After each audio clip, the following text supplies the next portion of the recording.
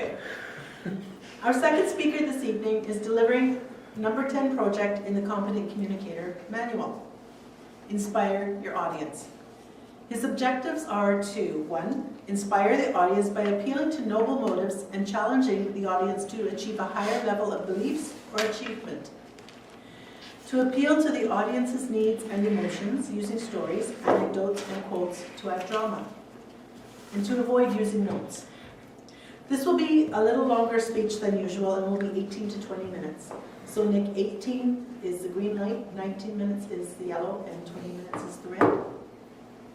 Our speaker asks, what could you achieve if there was nothing stopping you from achieving? Please join me in welcoming Rae Stonehouse, Distinguished Toastmaster with Attitude Equals Altitude. Rae Stonehouse, Attitude Equals Altitude.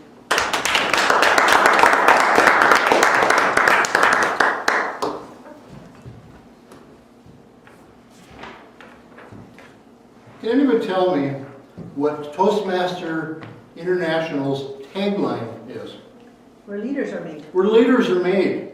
Now, by show of hands, who among us specifically joined Toastmasters to become a better leader?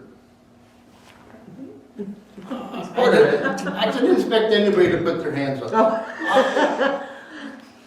I didn't expect to want to become a leader. I didn't join for that. I only found out later on that I had really joined to become a leader.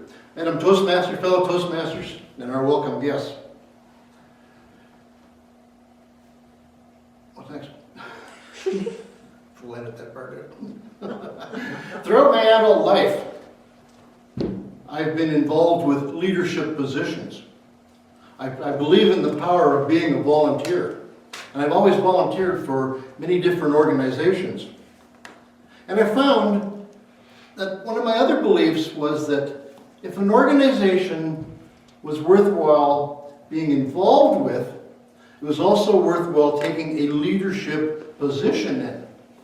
And I found in the early years that it was relatively easy getting or achieving a leadership position. And I think the reason why was a lot of people don't want to become a leader because there are some problems with becoming a leader. There's a lot of work involved with it. It takes up your free time. And a lot of people don't want to do that. They don't want to give. They want to focus on themselves. So maybe that's why it was so easy for me to take on these leadership positions.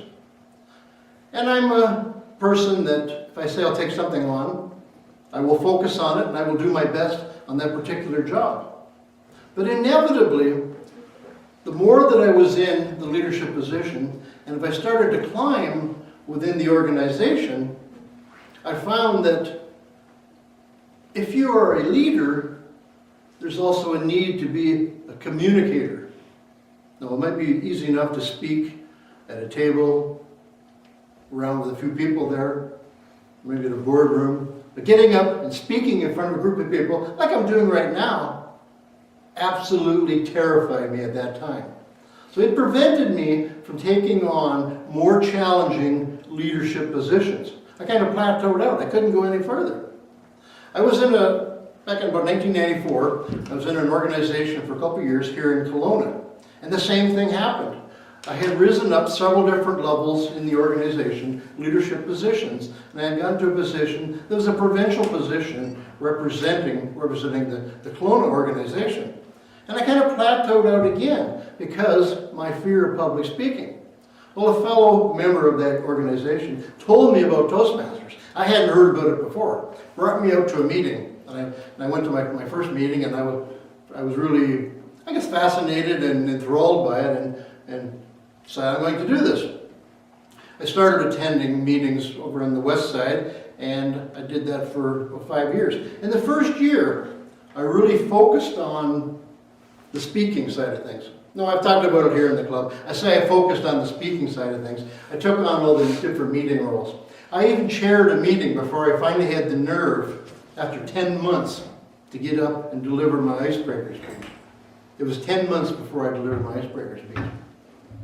So I was focusing on speaking. I wanted to be perfect before I stood up here and spoke. It took a while to get me to that point.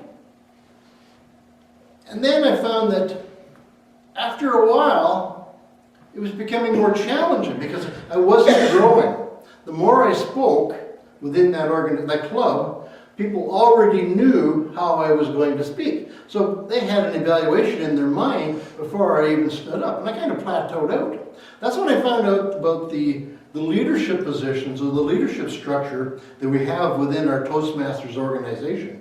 Every club, and our club's no exception, has at least 7 club officer positions. You take them on and you challenge yourself and you develop your leadership skills. And in the beginning I was reluctant. I took on some of the easier roles because I thought the other ones were a little bit too difficult. I wasn't all that self-confident at the time, but I took on these roles. I took on the VP of membership. The idea was you're the person, you're welcoming people. I wasn't very good at it. I sucked at it. I'd take it on for a second year just so that I could practice it and improve upon it. I still sucked at it. Like I said, I didn't very well because I wasn't comfortable. I wasn't comfortable with the public speaking, and I was also shy. So as a shy Toastmaster member, welcoming people to the group of new members, I wasn't as effective as I could have been. But I persisted, and I took on, for the last 23 years, I've been in multiple leadership roles within Toastmaster organization every year except that very first year. So I took on roles that are a little more challenging. Well, I recall one year I was asked to go to the area speech contest, and I was asked to go up on a stage. It was a stage probably about this high off the ground. It was a big church-like setting, an auditorium, and my role was to introduce the area governor who would be chairing that particular speech contest. My legs were just shaking. I was absolutely terrified, scared stiff of doing this. But I got through it. I survived. The next year, you know what happened? I was the area governor. And I had to be up on the stage and have some other person shaking in their boots introducing me. I learned from that situation that fear is, we hear it so many times, false expectations appearing real. We're more afraid of being afraid than we are of actual purposeful fear. It's artificial. I learned that my fear of stage fright, getting up and speaking, was artificial. A few years after that, after I'd taken on the area governor role, one of my fellow club members of Flying Solo, she was asked if she would be interested in serving in the District 21 leadership team, coming in as the second position, as it's called the Leggett, Lieutenant Governor Education and Training. The first role you take on is Lieutenant Governor of Marketing, and your job was to help build clubs within the district, which was the entire province of British Columbia at the time. She was asked to come in the second role, Lieutenant Governor of Education and Training. Can you imagine what they do? They look after the education program we're participating in right now, but on a bigger scale for everybody, all the members within the province. She wasn't interested because she had already taken on another leadership role within her job. And she thought it would be too onerous to take on these two roles. So she says, well, Ray, why don't you run forward? And I'm automatically, oh no, I don't want to do that. One, this one's like an awful lot of work. I've got to be on the coast all the time. I don't think I'm ready for doing that. So I said, no, I don't think so. But then I started thinking about it. And I thought, well, why not? Is there any reason that I can't do it? No, I'm certainly capable of it. I've been Toastmaster longer than a lot of people have, so I certainly have the background. Do I have the self-confidence? Yeah, pretty well. I can do this. Is it going to the coast a problem? There might be some financial problem, but they're willing to finance my travel, so it's doable. You had to run an election, so you had to campaign. I traveled up to Prince George for a spring District 21 contest, a speech contest, and they had the annual business meeting, and they had the election there. And I ran. And I really didn't think that I was going to get elected, because while I had served as an area governor, and I served as a division governor, I hadn't been to a conference for 5 years. So nobody really knew who I was. So I really didn't have high expectations that I was going to get elected. Lo and behold, I did get elected. I must have wowed them with my communication and leadership skills that I developed in those years. We had to give a bit of a speech before saying, why they should vote for me. And I got elected. Almost immediately after that, you're whisked off the stage, and I'm out in the hallway, and I'm in a state of panic. My heart's pounding. Not a panic attack or anxiety attack, but I'm in a state of high anxiety. The way I liken it, and I talked about it in other speeches, is, anybody ever parachuted? Neither have I. But if I was to parachute, and I think about it, the door opens up, your heart starts racing, but in the last minute, you're doing a check-off, boots sliding up, all those different things, goggles on, and then you jump out. That's exactly what happened. I felt like I had jumped out, and all of a sudden I went, oh, parachute. Because that's what it was like. It was like free fall. I was falling through the sky, and I'm thinking, what have I gotten myself into? And I was like that basically for the entire conference. Then after a while, I realized that I wasn't alone. Sure, I had taken this position on, but now I was part of a larger team. I had a district governor who had been in the position before me. I had a past district governor who was there to mentor us. And there was a regional director who was there also to support and mentor all three of us. If you take on a leadership role within Toastmasters, doesn't matter what the role is, twice a year you will be provided with training and education. And that was the way it was when I took on this leadership role. I was trained on how to do the different aspects of my duty. In that year, I had a lot of experiences that I would not have gotten if I had stayed within, I call it my own little sandbox. Sometimes you got to get a bigger sandbox. And that's what I did. I got a bigger sandbox working on the district team. And that 1 year, I had the opportunity to speak, or I ran speech contests there was 300 people at a couple of them, 350 at one of them. So it was a large audience that I didn't have an opportunity to have in my own club. So that gave me experience that I didn't get in my own club. I also had the opportunity to deliver several training sessions to different officers, area governors, division governors, and some club officers. So I had several opportunities to speak for a couple hour, 2 hour sessions on particular topics. And that certainly added to my repertoire of skills that I would have. Now the Leggett position, Lieutenant Governor Education and Training, one of the kind of behind the scenes goal is that you are being groomed to take on the next position, the next higher position, which is the district governor. So that's what I did for the year. I followed, I learned, I watched so that I would be ready for when that time came. Our Toastmaster year goes from July 1st till June 30th. So when June 30th was approaching, I was getting ready to, hit that floor running, so I would be ready to take over charge for District 21. That was, at the time, the entire province of BC. I was ready to hit that floor running on July 1st. But what really happens is, when May comes around, before that, you're already in position. Basically, you're setting up your own government. You're in position. You're developing a team. So I became as a district governor. I still had to be voted in, but it was a shoo-in, I guess, because I got in somehow. I was prepared for it, but I became the leader of 10 division governors, 52 area governors, and a leadership team, 7 club officers, of some 1,950 club officers. So I was in charge of an organization of volunteers of 2,000 people. Now what we practice in Toastmasters is called servant leadership. We lead because our fellow members, they allow us to lead. We don't have authority, we don't have formalized position, we don't get wages for the leadership time we put in. It's all volunteer.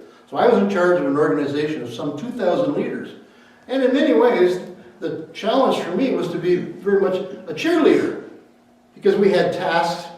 While we have the club here, we have a distinguished club program we have to follow. At the district level, you also have a district club or district success plan. So we had criteria. We had to build so many clubs. We had to get so many members. And we also had to get educational achievements. But one of the tasks that you had to do when you're getting ready to become the district governor was you had to develop a theme for your year. You had to develop an idea that I want to say the troops, but really all the Toastmaster members could rally behind and get excited for that year while your team, your leadership team, was in office. And it was drawing pretty close. We had a conference in May, and I was expected to get up and speak to about 250 people. I had 10 minutes on the agenda, and I had to share with them what my vision for my upcoming year as the district governor was going to be. So I had to share with them all the details of the fun things we're going to be doing and the excitement, and try to rally them behind so that they would try to have the best year that they could. And I was getting right down to the wire. I did not have any ideas at all. Anybody believe in the law of attraction? You understand the law of attraction? The universe talks to you. The universe, you should listen sometimes. Well, I went to bed, and I did not have an idea what I was going to do for a theme. But I woke up the next morning, and the first 3 words that came into my mind, just when I woke up, was attitude equals altitude. Now, where the heck did that come from? That was the universe putting thoughts into my head while I was sleeping.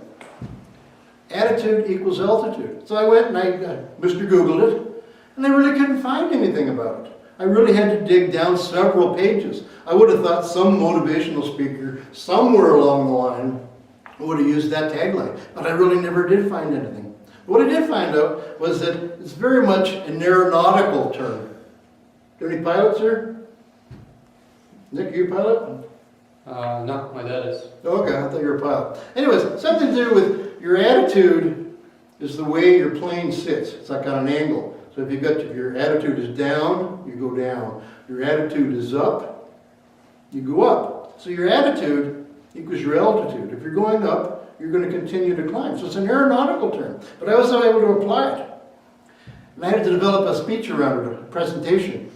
And as I said, I'm a believer in the law of attraction and the universe speaking to me. Well, speaking to all of us, actually. You have to listen. I'm fond of a quote that Henry Ford, he was the American industrialist that really automated the automobile manufacturing process. And he said, whether you think you can or whether you think you can't, you're right. And I thought about that, and I thought, well, that really ties into attitude equals altitude. I can have a good year, I can do the best that I can, and we can have a good year, rallying behind that and sharing the philosophy of attitude equals altitude. And I've continued on with that. It was only for that 1 year. We had a very good year. I carried on with that idea, and at the end of my term as district governor, I look back at the 2 years. I still had 1 year to serve as the past district governor, but when I look back at the 2 years that I'd already served, the thought that came to me was, well, if I can do this job, what else am I capable of doing? And that was really very much a foreign thought to me, because I never used to think in those terms. Before, when I joined Toastmasters, and in the early years of Toastmasters, my mantra, any fans of Conan the Barbarian here? Have you ever heard Conan the Barbarian? Mm-hmm. Not Conan on TV show, Conan the Warrior. His mantra was, that what doesn't kill you makes you stronger. That's the way I was in the belief in the beginning, when I was really afraid to take on opportunities. But after a while, several years in Toastmasters, taking on different opportunities, I changed that. I changed it to that which doesn't challenge, or that which challenges you, makes you grow. And from then on, I've taken on as many challenges that I've had. The year after serving as district governor, my role was the past district governor, and basically I was serving as a mentor to the team that was coming up behind me. I was there to support them. It was an active role, a lot of education, a lot of training involved, and speaking.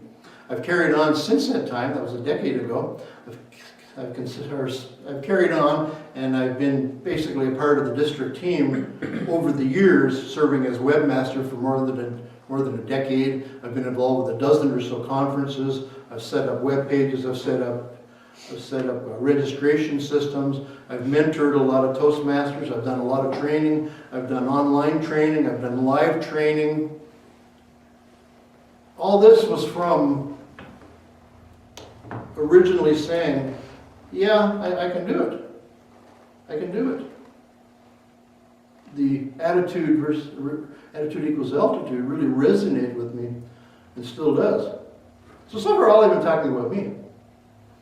You're here. Some of you raised your hands because you joined Toastmasters for leadership experience, leadership opportunity, leadership skill building. Now how does that take place? You don't learn public speaking or leadership skill development by osmosis.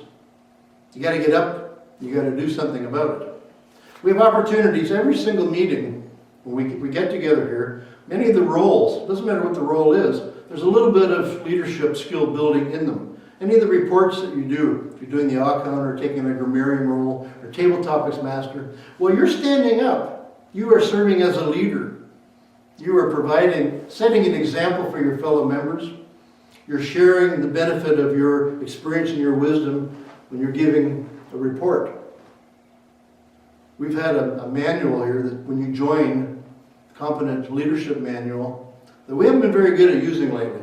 Since our numbers have been down, it's been challenging to get somebody to evaluate you.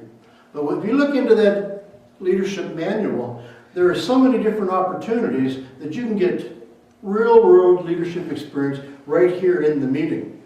So we can do it here. Then if you want to go further on, right now when you first join, in the first year or so, you're probably thinking about, okay, it's all about speaking, it's all about me, is what I want to learn. One of the biggest lessons that I learned, and I didn't learn it in the first 2 years, was that Toastmasters isn't about me. My growth rate went straight up in the air rapidly when I learned that the principle of servant leadership. By helping somebody else, by mentoring somebody, by helping somebody else grow, I became a better leader, but I also became a stronger communicator, and I became a stronger leader myself. It was a win-win for everybody. That's what I would challenge you to do. We have 7 club officer positions in this club. We only have a few of them filled right now because we're in a rebuilding stage. I really want to see a full slate next year where we have a full 7 club officers. And it might be a little scary in the beginning where you think, well, I can't take on a club officer role. It's too busy, too much. But the same as I said when I got pushed out of that airplane and a parachute, there was a team there to help me. In our club, we have people here also willing to help you. So you're never alone. The training is there twice a year to help you take on that role. Is anybody interested in being a leader? So, what does attitude equal? Altitude. Altitude. And help pass that or cement that idea in your mind. I come bearing gifts. You just want to pass one down, take one. Just in case you forget, just pass one, take one down. So, in conclusion, attitude equals altitude. And a Toastmaster.